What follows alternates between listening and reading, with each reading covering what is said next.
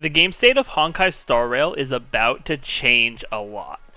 Now, the main reason that it's going to change is because of the imaginary element becoming a lot more accessible in the later half of version 1.1 as well as during version 1.2. Now, we don't have all the info for 1.2 yet because the live stream hasn't happened, but today I'm going to be just talking about why the imaginary element is just going to be so good for a lot of players, and it's really just going to change up the sort of game state now that it's going to be a lot more accessible, right?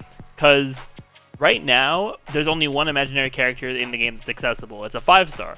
Now, I have Welt being the only imaginary character in the game as of the first half of 1.1, and that's given me a chance to see what imaginary characters are doing and what we could see for the future. So the main thing I want to point out about the imaginary element is just the fact that they are very unique when it comes to their break effect, right? Because a lot of other elements have fairly similar effects, but imaginary has one major difference to every other element's break effect, which is that for imaginary's break effect, it deals imaginary damage and applies the imprisonment effect, delaying the enemy's action and reducing its speed.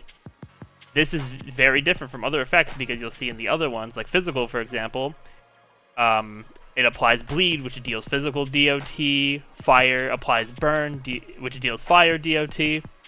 Ice deals ice damage and freezes the target and will deal additional ice damage. Lightning applies the shock effect, which is lightning DOT.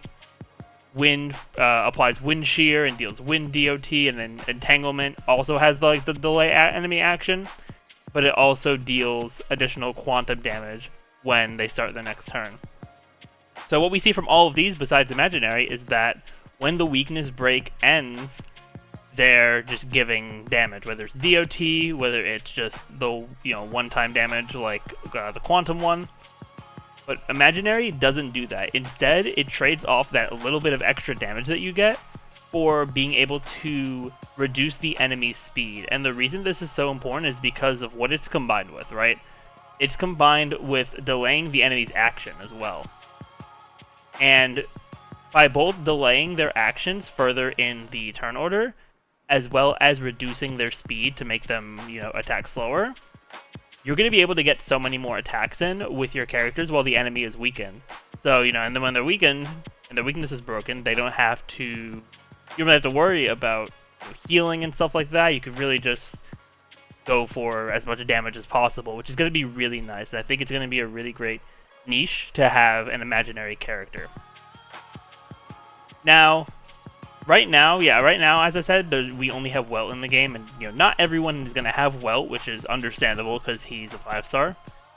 But we are going to be getting 2 more imaginary characters coming in 1.1. We're going to be getting Luocha, who is going to be on the Abundance path as a healer, and we're going to be getting Yukong, who is going to be on the path of Harmony, so she'll be a support character.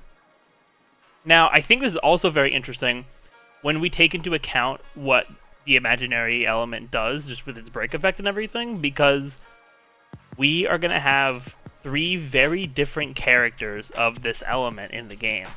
Because Welt is Nihility, so he's focused on debuffing.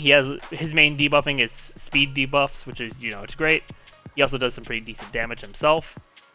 Luocha is going to be focused on pretty much healing, but since Luocha healing scales off his attack, he's also going to be, I'm not sure about his numbers, I haven't looked into it too much yet, but he'll probably end up filling the role of either a sub DPS or maybe even a straight on kind of DPS healer, which is very unique in and of itself. So yeah, Luocha is also going to be really great, and then Yukong being a support and who is supposed to be on a similar level as Tingyun. Her also being imaginary and being able to, if she gets the break, she'll slow down the enemy, and then you'll have more chances to take advantage of her support as well. So, yeah, I just think with us getting more imaginary characters and it becoming a lot more accessible and just more people being able to get them, people are going to start seeing the potential of imaginary, because with only one character in the game, that's pretty hard to get if you're free to play. you're not going to really know what the imaginary element can do. And if you're able to see that, like, oh, now if let's say for example you pull Luocha, and it's like, okay, I can pair this action delay and speed reduction on the break effect with giving my team some more chances to do damage, maybe more chances to heal, and all those kind of things to just have better, just increase your team's damage and just have better gameplay overall.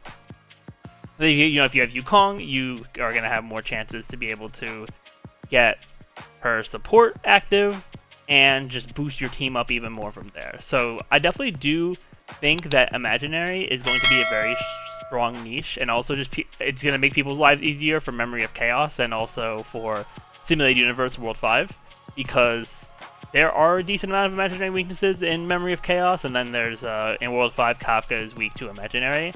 And I've realized that once I got Welt and I leveled him up, built him up a little bit, that world is just so much easier for me to do now, which is amazing.